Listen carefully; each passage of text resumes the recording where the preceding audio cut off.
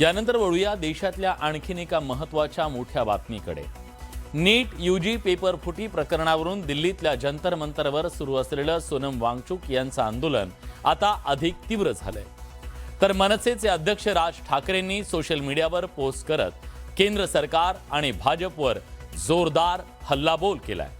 सरकार आंदोलकांचा बळी घ्यायला निघालंय का असा सवाल उपस्थित करत त्यांनी ही टीका केली आहे। तर सयाजी शिंदे, अतुल कुलकर्णींसह अनेक सेलिब्रिटींनी सोनम वांगचुक यांना पाठिंबा दिलाय।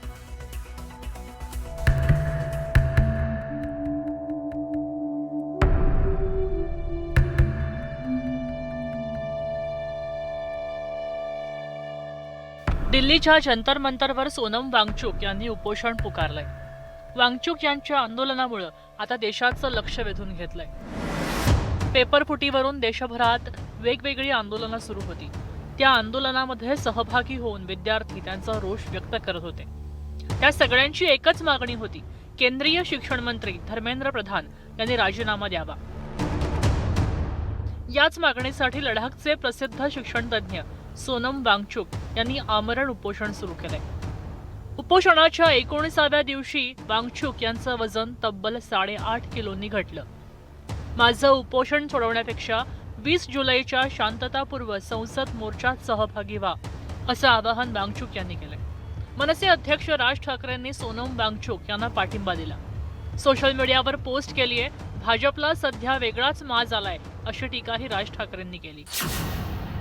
भाजपच्या सत्तेच्या काळामध्ये सर्वत्र परीक्षांमध्ये घोळ होत आहेत। मध्य प्रदेशातल्या व्यापम घोटाळ्यापासून ते नीटच्या परीक्षांचे पेपर्स फुटणे ते अगदी आत्ता शिक्षकांच्या परीक्षांचे पेपर्स फुटणे इथपर्यंत हे सगळं त्यांच्या काळात का होतं आणि हे झाल्यावर हे इतके निर्ढावल्यासारखे का वागतात?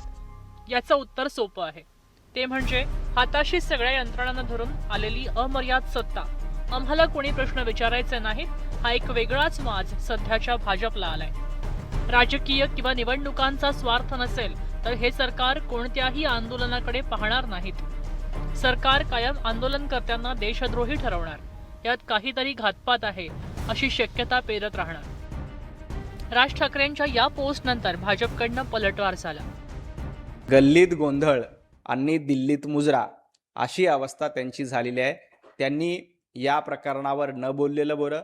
सोनम वांगचुक यांच्या उपोषणाबद्दल दिल्लीत योग्य तो निर्णय घेतला जाईल, त्याबद्दल इतरांनी काळजी करू नये। आपल्या गल्लीत जो गोंधळ सुरू आहे तो त्यांनी बघावा। विद्यार्थ्यांसाठी सुरू असलेल्या सोनम वांगचुक यांच्या आंदोलनाला आता विविध स्तरातनं पाठिंबा मिळताना दिसतोय। 16 जुलाई 16 तारीख को मैं एक दिन का अनशन कर रहा हूं अपने ही घर से। इस अनशन के दो कारण हैं। एक तो ये कि सोनम जी और उनके साथी जिस दर्द से गुजर रहे हैं, मैं उस दर्द से जुड़ना चाहता हूं। और दूसरी बात, हमारी सरकार से मैं दरख्वास्त करना चाहता हूं कि वो अपनी संवेदनशीलता को प्रकट करें। मेरी बस यही तमन्ना है कि उन्हें कुछ हो ना। My request to him is कि अनशन तोड़ दें। My request to the government is उनकी बात सुन ले। कोई हक से बाहर की बात नहीं कर रहा है इसमें। कॉकरोच जनता पार्टीनं पुकारलेल्या आंदोलनात युवक विद्यार्थी सहभागी झाले। मात्र पेपर फुटी प्रकरणावरनं सुरू असलेलं हे आंदोलन आता केवळ विद्यार्थ्यांपुरतं मर्यादित राहिलेलं नाही। सोनम वांगचुक यांच्या प्रकृतीबाबत वाढती चिंता, राजकीय प्रतिक्रिया आणि सेलिब्रिटींचा पाठिंबा यामुळे या आंदोलनाला राष्ट्रीय पातळीवर मोठं महत्त्व प्राप्त झालंय। आता 20 जुलैच्या संसद मोर्चाकडे सगळ्यांचं लक्ष लागलं। Bureau report, news 18 Marathi.